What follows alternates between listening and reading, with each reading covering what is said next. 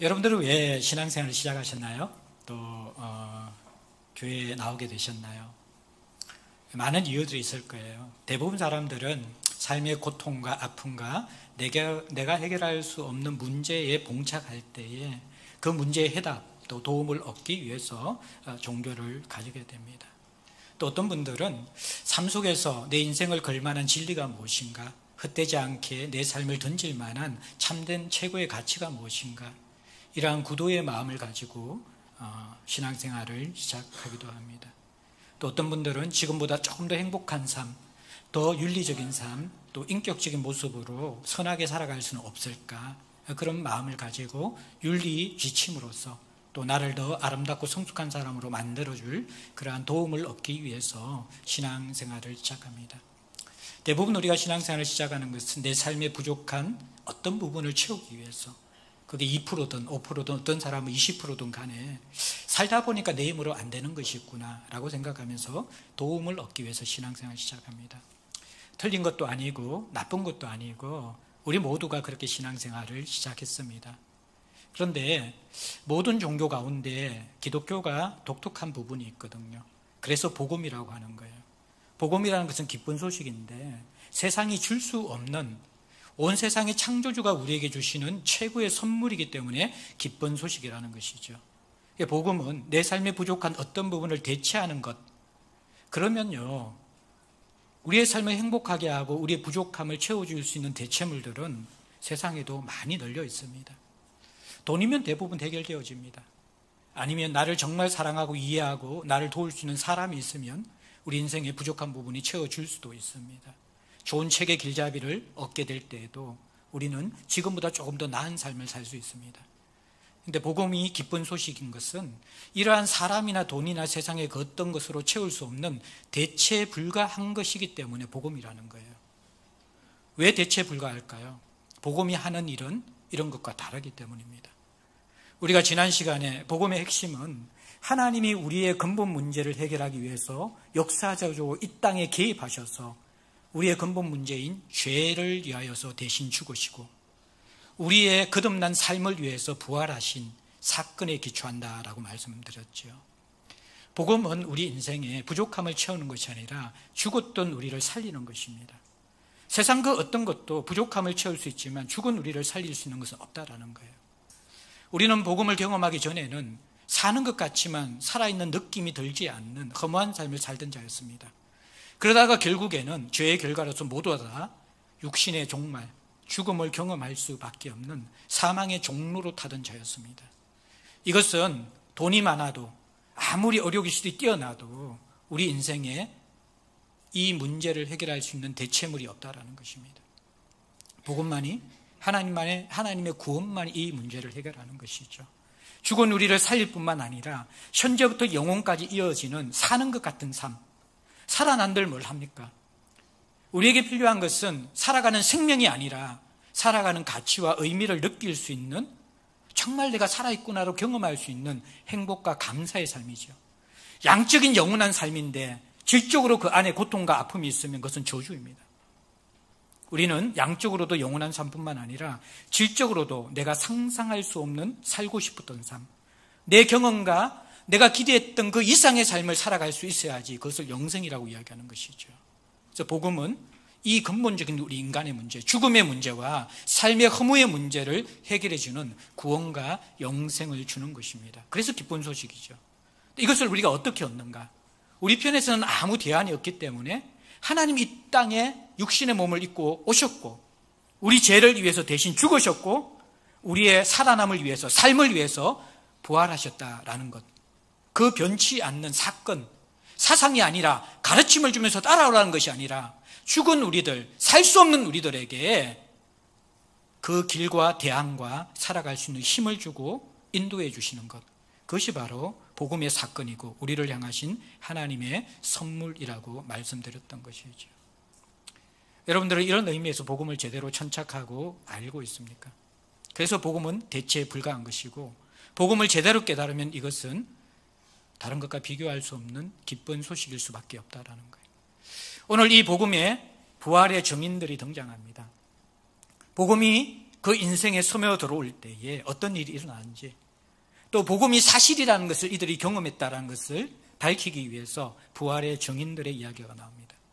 7절부터 오늘 5절부터 7절까지는 수많은 부활의 증인들, 그 모습들이 등장하고요. 8절부터 11절까지는 그 부활의 증인 가운데서도 이 서신을 쓰고 있는 바울 자신에게 이 부활의 복음이 어떻게 다가왔고 그 인생을 어떻게 변화시켰고 부활의 복음이 우리에게 무엇을 줄 수 있는가, 이 부분을 우리에게 가르쳐 줍니다. 그래서 우리 부활, 단순한 부활이 역사적 사건으로 끝나는 것이 아니라 이것이 우리에게 은혜와 능력이 되어져서 삶을 변화시킬 수밖에 없는 기쁜 소식이다라는 이 사실을 함께 여러분과 함께 나누기를 원합니다. 본문은 이렇게 시작합니다. 게바에게 보이시고 후에 12 제자에게와 그 후에 500여 형제에게 일시에 보이셨나니. 부활의 증인들을 쭉 설명하는데 수많은 증인들을 우리에게 보여줍니다. 보이셨다라는 단어가 5절부터 7절까지 4번이나 등장합니다. 4번이나 보이셨다라는 단어가 등장한다는 것은 그리스도의 죽으심과 부활이 꾸며낸 신화나 거짓이 아니라 역사적으로 선명하게 일어났던 사건이라는 거예요. 사건. 보이셨다, 보이셨다 강조하고 있는 것이죠. 이것이 정말 부인할 수 없는 사건이라는 것을 증명하기 위해서 수많은 증인들을 우리에게 제시하고 있습니다. 500여 형제, 500여라는 것은 500명이 넘는다라는 것이거든요. 거기에다가 이게 보면 게바라는 또 베드로 나오죠. 또 야고보 나오죠. 예수님의 친동생이 야고보가 나오죠. 12 제자가 나오죠. 그럼 벌써 14명이잖아요. 그게 뒤에 또 모든 사도가 나옵니다. 이 모든 사도는 보통 우리는 예루살렘 사도만 알거든요. 예수님이 첫 공생에 시작할 때 12명에 불렀는데 그 사람을 사도라고 합니다. 그런데 또 사도행전에 보면 또 사도라고 명하는 사람들이 있는데 그들은 안디옥의 사도들입니다. 바울과 바나바와 이런 사람들을 안디옥의 사도들. 그래서 전체를 다 하면 한 520명 정도, 500여가 넘는, 어쨌든 500명이 넘는 사람들이 예수의 부활의 증인이라는 거예요. 그런데 오늘 본문의 중요한 단어는 500여 명 중에 그 전에 나온 게 일시에 보이셨다라는 단어예요. 이것은 지난 시간에도 제가 말씀드렸지만 기독교는 다른 종교하고 다르게 역사적 사건이 허위임이 드러나면 무너지는 종교예요. 사람들이 기독교에 대해서 반감을 가지는 이유가 뭐냐 그러면 모든 종교가 똑같은데 왜 기독교만 자기만 구원이 있다 그러고 자기 종교를 믿어야만 살아난다라고 이야기하는가. 좀 기독교도 그 조금 속을 뜯어고쳐가지고 넓어졌으면 좋겠다. 다른 종교도 인정하고 어떤 종교를 믿든지 선하게 살면 그러면 되는 것이지 유독 왜 기독교만 믿으라고 하는가. 저도 예수 믿기 전에 기독교에 대해서 이것이 가장 못마땅했거든요. 그래서 저번에 말씀드렸지만 EBS 방송 보면서 기독교에 대해서 더 반감을 가지게 됐습니다. 믿지 않았을 때. 원불 교수님이 나와가지고 종교에 대해서 이야기하면서 여러분들 이 산이 있는데 이게 이제 가려져 있어요. 산이 몇 개 보입니까? 3개밖에 안 보이잖아요. 여러분들은 이 산이 다 떨어진 하나의 3개의 나누어진 산이라고 보시죠. 이거는 우리의 육신이 눈이 어둡기 때문에 우리가 구도의 정신을 가지고 깊이 종교를 탐구하면 그 뿌리는 하나입니다. 어떤 종교를 믿든지 그 종교는 하나로 연결되기 때문에 다른 종교를 믿는 사람을 폄하하거나 험담을 하지 않고 각자의 종교를 열심히 믿고 다른 종교를 존중하는 것, 그것이 종교인의 바른 자세입니다. 저는 여기에 대해서 80% 동의합니다. 그러나 20% 동의하지 못하는 것은 복음은 다르다는 거예요. 왜냐하면 사상과 가르침은 여러분들 다 다를 수가 있어요. 행복의 조건을 사람마다 다르게 생각하잖아요. 어떤 사람은 돈이 있으면 행복하다고 생각하고 아파 본 사람은 돈 다 필요 없어 건강하면 행복하다고 생각하고 관계의 어려움을 겪은 사람은 다 필요 없어 서로 우애 있게 사랑하는 게 잘 행복의 조건이라고 이야기하고 근데 어느 게 맞는 거예요? 다 맞지만 또 그것만 맞다고 주장할 수 없는 것이 사상이라는 거예요. 모든 종교는 그 가르침과 사상에 기초하고 있습니다. 그런데 기독교는 예수 그리스도가 이 땅에 태어난 인간, 성육신이 역사적 사건이라는 거예요. 그분의 죽으심과 부활이 역사적 사건이라는 거예요. 그래서 제가 말씀드렸지만 기독교는 무너뜨리기가 너무 쉬워요. 사상은 무너지지 않아요. 디베이트하면 사상은 절대로 무너지지 않아요. 일부분의 진리가 있고 공감이 있기 때문에 사상은 무너뜨릴 수가 없어요. 그런데 역사적 사건은 거짓심이 드러나면 바로 무너지는 거예요. 셋 중에 하나만 거짓임이 드러나면 무너지는 건데 예수님이 역사적 허구의 인물이다. 역사적 인물이 아니다. 예수의 죽음은 죽음이 아니라 기절한 것이다. 시체를 도적질한 것이다. 예수의 부활은 환상이다. 그 제대로 부활한 게 아니라 기절했다가 새롭게 다시 눈을 뜬 거고 사람들은 기다리고 있다고 환상을 본 것이다. 이런 기독교의 역사적 사건에 대한 공격이 너무너무 많았거든요. 근데 이 가운데 하나라도 거짓이 드러나면요, 기독교는 무너집니다. 그걸 우리가 15장에 계속 다룰 거거든요. 부활이 거짓이면 기독교는 존재할 가치가 없어요. 왜냐하면 기독교의 핵심은 사상이 아니라 우리는 사상으로 구원받지 못해요. 우리가 깨닫는다고 삶이 회복됩니까? 안다고 우리의 삶이 고쳐집니까? 죄의 문제는 그게 아니라는 거예요. 죄의 문제는 알지만 우리가 행할 수 없는 것이 죄의 문제라는 거예요. 죄는 왕노릇하는 것이거든요. 죄의 숨통을 끊어넘는 것은 가르침으로 되지 않아요. 죄의 근본을 예수께서 십자가에 죽으심으로 숨통을 끊어놔야지 죄에서 우리가 해방되는 거예요. 그 죄의 권세와 죄의 결과에서 해방되는 것이 그리스도의 십자가의 죽음이라는 거예요. 이게 거짓이면 기독교는 아무 의미가 없고 효력도 없고 저와 여러분들의 믿음은 헛것이고 가장 불쌍한 인생을 사는 사람들입니다. 이게 15장 후반절에 우리 계속해서 다루어 나갈 거예요. 어쨌든 여기에서 그래서 바울은 지금 500여 형제가 확실히 보았다라, 일시에 보았다. 환상이 아니라는 거예요. 어떻게 500사람이 한꺼번에 환상을 볼 수가 있습니까? 일어날 수 없는 일이라는 것이죠. 그러면서 여기에 또 게바와 야고보라는 이름을 등장하는 이유도 부활의 정언의 무게를 싣기 위해서입니다. 베드로는 초대교회 지도자입니다. 대표성을 가진 사람이죠. 12제자 가운데 수제자입니다. 그 사람이 이 베드로의 공신력과 대표성을 가진 사람이 그리스도가 부활하셨고 우리에게 보이셨다는 것을 증거한다는 것은 이것은 일개 한 멤버십의 정언이 아니라 대표적인 정언이라는 거예요. 신빙성이 있다는 것이죠. 야고보는 또 누구입니까? 예수님의 친동생이거든요. 혈육이에요.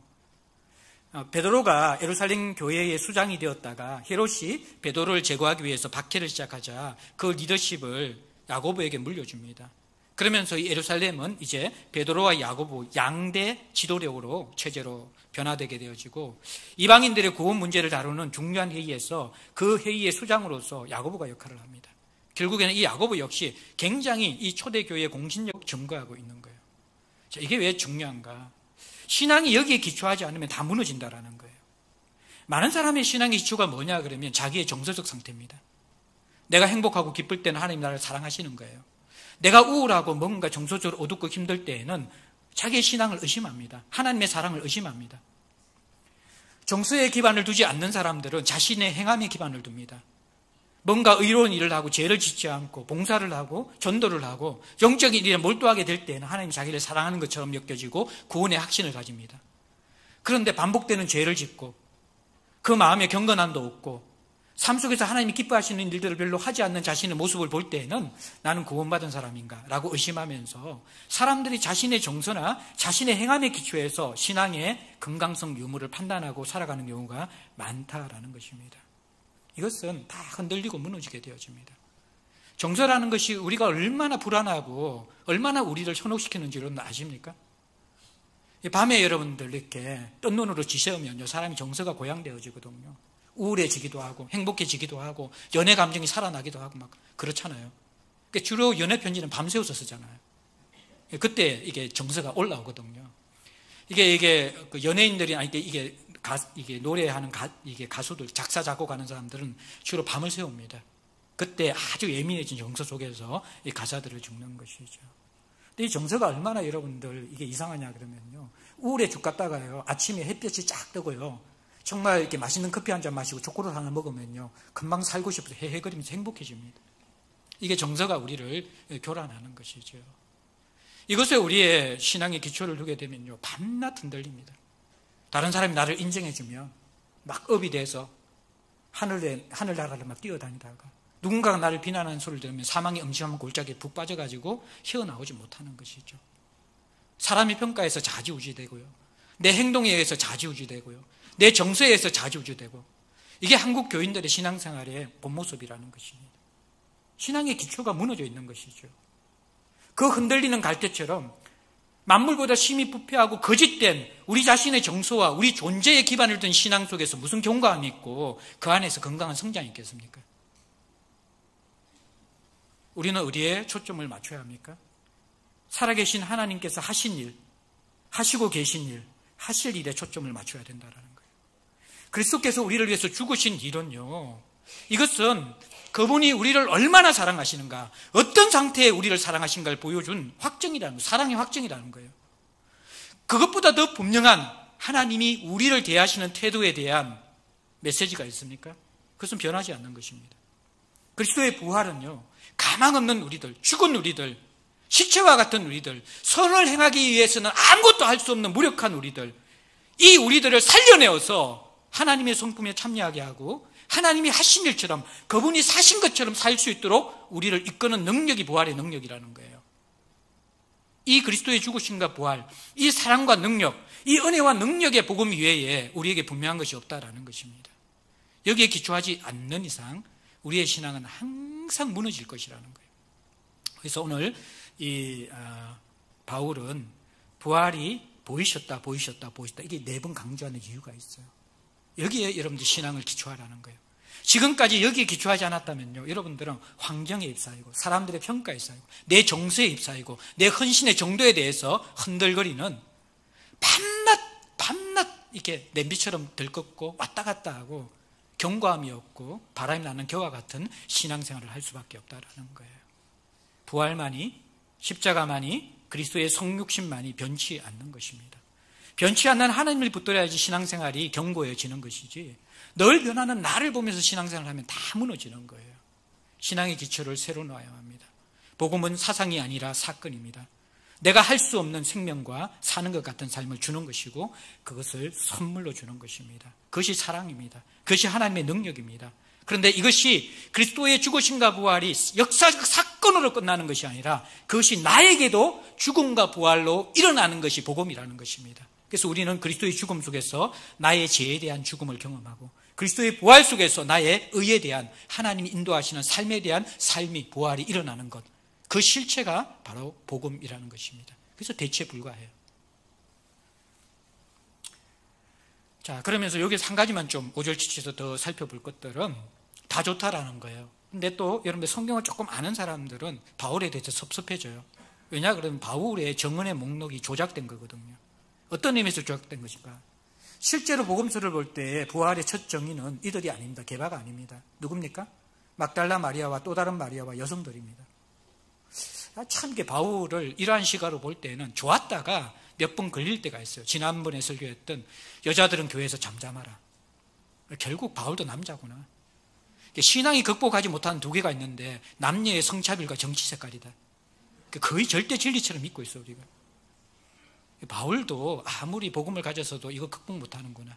근데 제가 이거 좀 해결해 줬죠. 여기에서 여자들의 가르침과 설교권을 박탈하는 것이 아니라 공예비에 질문하는 것에 대한 지적이다. 특별한 상황이다. 이렇게 말씀드렸습니다. 남자와 여자는 모두 동일하게 가르칠 수 있고 동일하게 영적 사역을 감당할 수 있다. 저는 이것을 성경의 가르침이라고 믿고 있습니다. 그래서 제가 늘 말씀드리는데 여러분들이 틀에 갇혀서 안 돼요. 제발 좀 이 공예배 때 우리 권사님들, 여집사님들 대표기도 하라 그러는데 죽어도 못하겠다는 거예요. 차라리 순교하겠다는 거예요. 왜 그런데 왜 순교합니까? 성경에 순종합시다. 앞으로 돌아가면서 누군가가 스타트를 끊으면 되는 거예요. 바울이 그러면 왜 여성들의 목록을 제거했는가? 남성 우월자가 아니라 목적 때문에 그래요. 당시 사회 속에서 법적 정언의 효력은, 여성은 효력이 없습니다. 죄송하지만 바울이 그런 것도 아니고 지금 제가 말하는 거 아닙니다. 당시 사회가 그렇다는 거예요.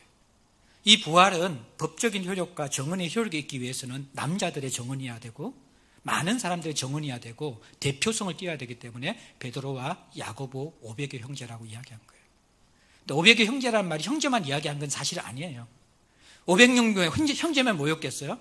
아마 이 장면은 예수께서 부활 승천하실 때 그 장면을 연상해 둔 건데, 예수님 부활 승천할 때 대부분 예수님 따르는 분이 누가 더 많았어요?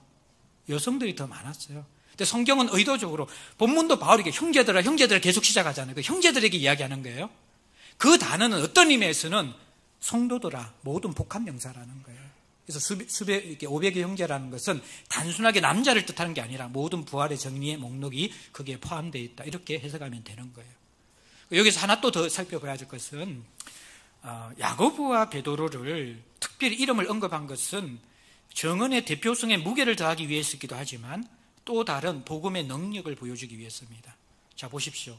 베드로는 12제자 가운데 수제자이지만 베드로가 결정적인 순간 했던 행동은 뭡니까? 변절자였습니다. 예수님을 부인하고 저주했잖아요. 예. 사실은 어떤 의미에서 대표성은 가졌지만 부끄러운 과거를 가지고 있는 사람이죠. 야고보 친동생이거든요. 요한복음 7장 5절에 보면요, 그 형제들이 예수께서 살아계실 때는 믿지 않았더라고 이야기합니다. 예수를 정신병자 취급한 것이죠. 자기하고 똑같이 어떻게 살았는지 나는 네가 한 일을 다 알고 있는데 어느 날 자기가 메시아라고 이야기하면서 막 천지사방을 돌아다니면서 메시아 노릇을 하는 거예요. 그러니까 이게 바알세불 들렸다, 귀신 들렸다, 가족들이 오해해서 예수가 사역하는 곳에서 찾아와서 뜯어말리려고 찾아온 사람들이 가족들이에요. 야고보는 불신자였습니다. 예수 믿지 않은 사람이었습니다. 그런데 이 변절자와 불신자가 지금 초대교회의 대표적인 지도자가 되었다는 거예요. 무슨 일이 일어난 거죠? 어떻게 설명할 수 있겠어요? 자기 생명을 위해서 배신한 사람이 나중에 자기의 생명을 바쳐서 순교합니다. 제일 여러분들 진정성이 없으면 믿지 못하는 게 가족이잖아요.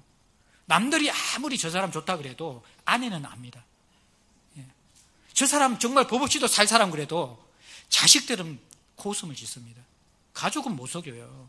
그런데 이 친동생인 야고보가 친형인 예수 그리스도 앞에 나의 주 나의 하나님이라고 무릎 꿇고 고백합니다. 도대체 무슨 일이 일어난 것입니까? 이것은 부활 아니면 설명이 안 된다라는 거예요.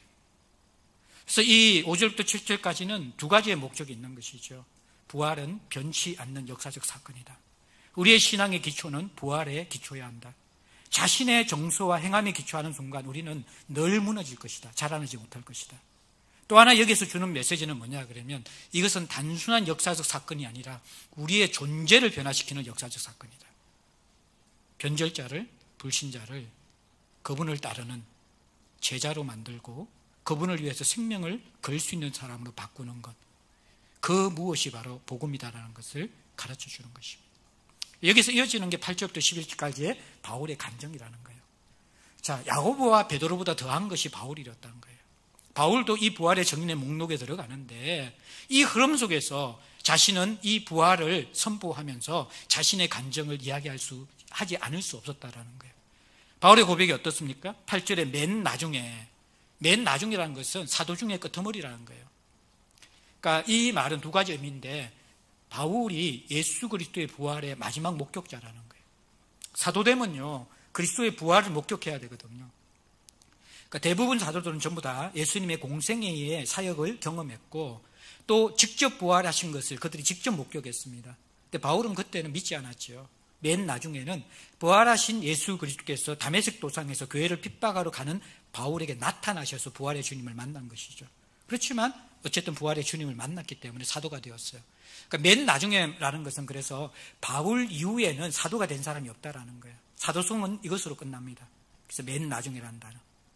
부활 전년은 지금도 예수께서 부활 전년 육신의 모습으로 우리가 기도할 때 하나님께서 음성을 주시고 나타나시긴 하시지만 육신의 몸을 입고 부활하신 몸을 입고 나타난 것은 바울이 끝이라는 거예요. 이제는 부활의 전년은 끝났고 사도시대는 끝났다라는 거예요. 이게 첫 번째 의미고 두 번째 의미는 겸손함입니다. 맨 나중에라는 것은 그게 이어지는 게 겸손의 의미가 이어지는 단어가 뭡니까? 만삭되지 못하여 난 자 같은. 만삭되지 못해서 났다는 조산하라는 거잖아요. 아이가 건강하게 태어나기 위해서는 10개월을 어머니 뱃속에서 잘 머물러야지 되는데 조산아는요, 이게 6개월, 7개월 만에 툭 튀어나오는 거예요. 그러면 생명이 위험해지잖아요, 조산아는. 바울을 위해 자신을 이렇게 표현한 자신의 영적 탄생이 이렇다라는 거예요. 다른 모든 사도들은요, 공생의 3년을 같이 지냈어요. 예수님을 인격적으로 충분히 알았어요. 그래서 그분의 가르침을 충분히 들었어요. 그분의 부활을 목격했습니다. 그래서 정상적으로 영적 탄생이 일어난 거예요. 근데 바울은 어떻습니까? 마치 급하게 태어난, 위급한 상황에 태어난 조사나처럼 다메섹 독상에서 갑작스럽게 찾아오신 하나님은 예수 그리스도를, 부활하신 예수 그리스도를 만나면서 회심하면서 거듭나게 됐다라는, 그것이 마치 10개월 만에 분만된 정상화가 아니라 갑작스럽게 태어나는 조사나처럼 자신은 하나님 앞에 회심을 경험했다. 이 표현이라는 거예요. 그러면서 사도 중에 가장 작은 자다. 사도 중에 가장 작은 자다. 그러니까 이것은 바울의 겸손이기보다도 자신의 구원을 생각할 때에 자신은 거듭날 수도 없었고 사도가 될 수도 없는 사람인데 자신의 사도된 것은 하나님의 은혜와 하나님 아니고는 설명할 수 없는 인생의 이야기다. 그렇게 표현하고 있는 것입니다. 자, 이게 맨 나중에 만삭되지 못하여 난 자, 그 다음에 여기에 사도 중에 가장 작은 자, 이게 똑같은 표현이거든요. 똑같은 겸손의 표현이고 자신은 구원 받을 자격도 없고 사도될 자격도 없다라는 거예요. 왜 그러냐 그러면요, 그 설명이 나오죠. 9절 후반절에 보면 나는 하나님의 교회를 박해하였으므로 사도라 칭함받기를 감당하지 못할 자니라. 자, 야고보는 불신자, 베드로는 변절자. 그런데 바울은 어떤 사람입니까? 예, 박해자였습니다. 예수 믿는 사람 잡아 죽이러 다니는 사람이었습니다. 바울로 변화되기 전에 사울이 했던 일은요, 의인이었고 천사 같은 스데반을 돌을 던져 죽일 때 주동자가 된 사람이 바울이었습니다. 바울의 열심은요, 예수 믿는 모든 사람들은 신성모독자로 본 것이죠. 하나님 외에, 유일한 하나님 외에 다른 신은 없는데 인간이 태어나서 자신을 하나님이라고 이야기하니까 신성모독인 거죠. 구약의 신성모독, 유일신을 배반하는 모든 우상숭배는 돌을 쳐 죽여서 돌을 던져 죽여야 되는 거예요. 그 열심을 가지고 예수 믿는 사람 잡아서 옥에 가두고 죽인 거예요. 그 열심으로 스데반을 돌려쳐 죽인 거예요.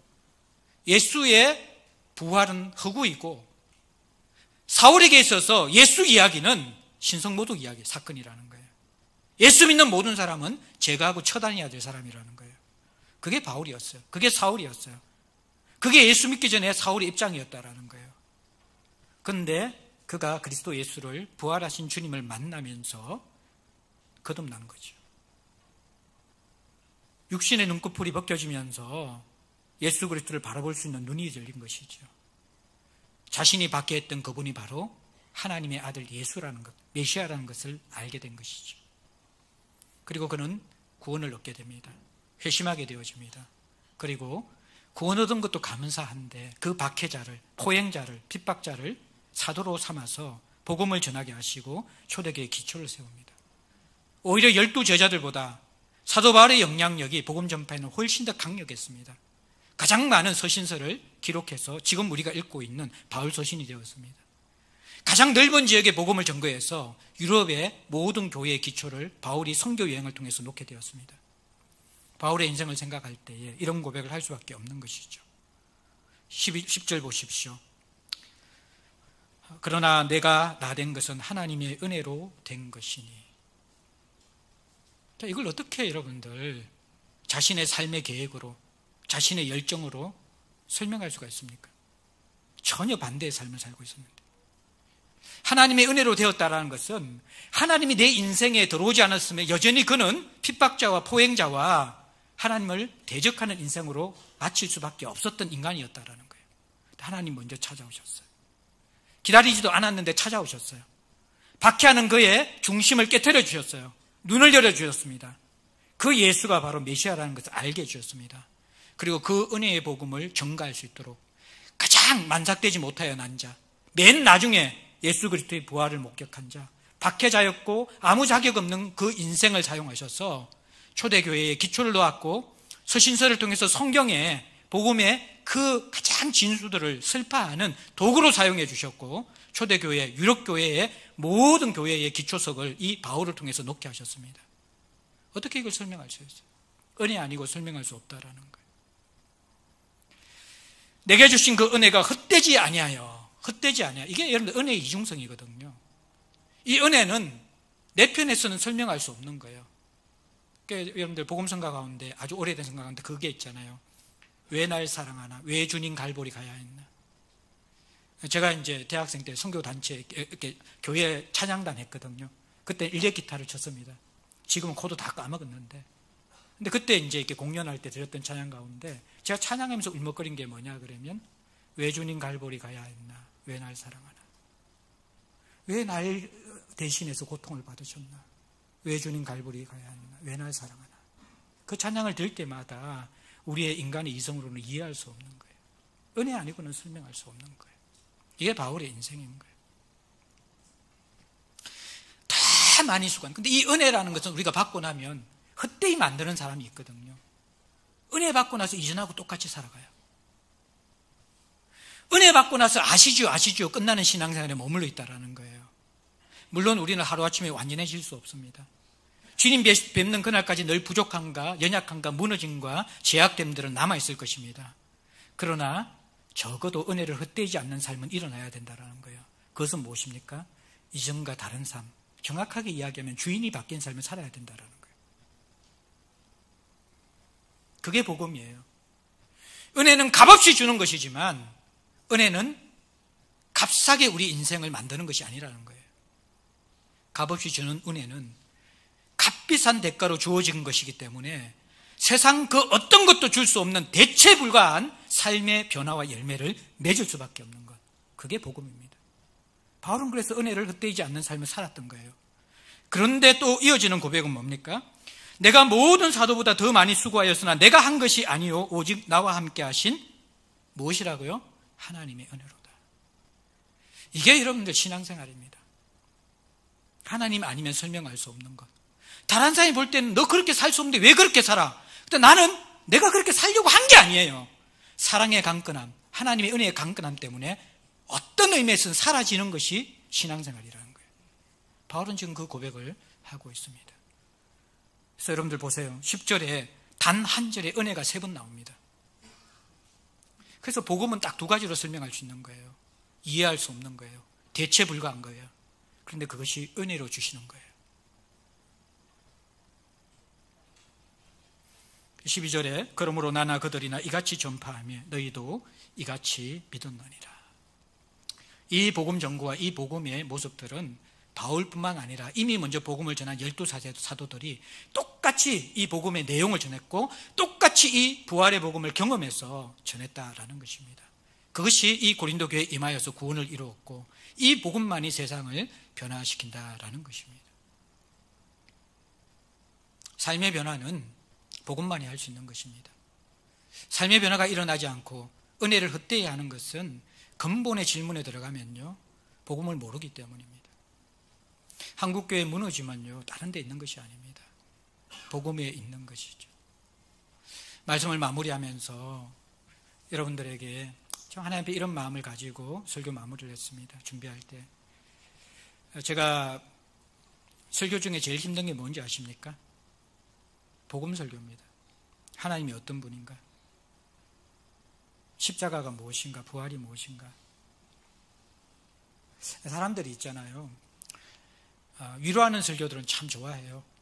또 평상시에 듣지 못하던 아주 신선한 인사이트를 주는 설교에는 귀를 기울입니다. 그런데 가장 힘든 설교와 우리의 중심에 스며들지 못하는 설교와 원초적인 복음 설교입니다. 왜냐하면요 이것은 성령께서 지혜와 계시의 영을 통하여서 열어주시지 않으면요 그냥 나와 딴 이야기예요. 딴 세상 이야기예요. 그런데 이 복음만이 우리를 구원시키는 것이거든요. 이를 위해서 설교자는 하나님을 경험한 사람이 돼야 되죠. 근데 그것으로는 안 됩니다. 아무리 설교자가 하나님을 경험하더라도 내가 경험한 하나님은 그 크신 하나님의 티끌만도 못한 그 정도의 경험밖에 안 되는 것이죠. 결국에는 이 복음은 성령께서 각자에게 조명해 주시지 않으면 깨달을 수 없는 것입니다. 그래서 은혜라는 것이에요. 이것을 가라는 것이 영적 갈급함입니다. 여기에 목매는 것이 신앙의 진수라는 것입니다. 부흥은 이미 우리가 알고 있던 평범한 사실인데 성령에 의해서 우리에게 존재를 깨트리는 능력으로 새롭게 다가오는 것이 부흥입니다. 하나님 늘 들었습니다. 죄인이라는 건 늘 들었습니다. 십자가가 우리의 죄의 모든 문제를 해결하는 은혜라는 것을 들었습니다. 부활이 우리에게 사망의 권세를 깨뜨리고 이 땅에서 하나님 나라를 살아내는 진짜 삶이라는 것을 들었습니다. 그런데 그것은 늘 우리의 머리에 영어 단어처럼 소화 공식적으로 남아있는 이유는 성령께서 그것을 우리에게 확정시키기 전에는 그것은 뜬구름의 소리가 될 수밖에 없기 때문입니다. 그래서 한국교회에 필요한 것들, 또 우리 제자들 공동체에 필요한 것은 날마다 이 복음이 새롭게 되는 것입니다. 이 복음이 능력으로 다가오는 것입니다. 이 복음이 은혜로 다가오는 것입니다. 그것을 통해서 우리는 성도의 삶을 살 수 있고 그것을 통해서 우리는 교회의 사명을 감당할 수 있습니다. 우리는 복음의 은혜 안에서만 살아갈 수 있는 자임을 꼭 기억하십시오. 우리의 힘이 강해질수록 강해지는 것이 아니라 굳어지고 완악해집니다. 바울은 디모데에게 뭐라고 이야기합니까? 그리스도 예수의 은혜 안에서 강하라고 이야기합니다. 강함은 은혜 안에서 우리가 녹아질 때만이, 그분의 사랑이 우리를 강꺼낼 때만이 우리는 정말 세상을 이기고 우리를 둘러싼 수많은 고통과 비난과 질책과 삶의 역경들을 이기고 꿋꿋하게 걸어갈 수 있는 유일한 승리자가 될 수 있는 것입니다. 우리 인생에 하나님의 이야기가 없는 사람, 우리 인생에 은혜의 이야기가 없는 사람, 우리 인생에 하나님 아니고는 설명할 수 없는 상황이 없는 사람은 어떤 의미에서 복음을 기다려야만 합니다. 그리고 그 복음에 천착해서 그 속에서 생명을 경험해야만 합니다. 그러기 전에는 절대로 우리는 성도가 될 수가 없고, 그러기 전에는 절대로 우리는 교회의 모습을 회복하여 살아갈 수 없을 것입니다. 이 근본적인 은혜가, 본질적인 은혜가, 하나님만이 하실 수 있는 대체 불가한 은혜와 능력의 복음이 저와 여러분들에게 선물로 부어주시기를 주의 이름으로 간절히 소망합니다.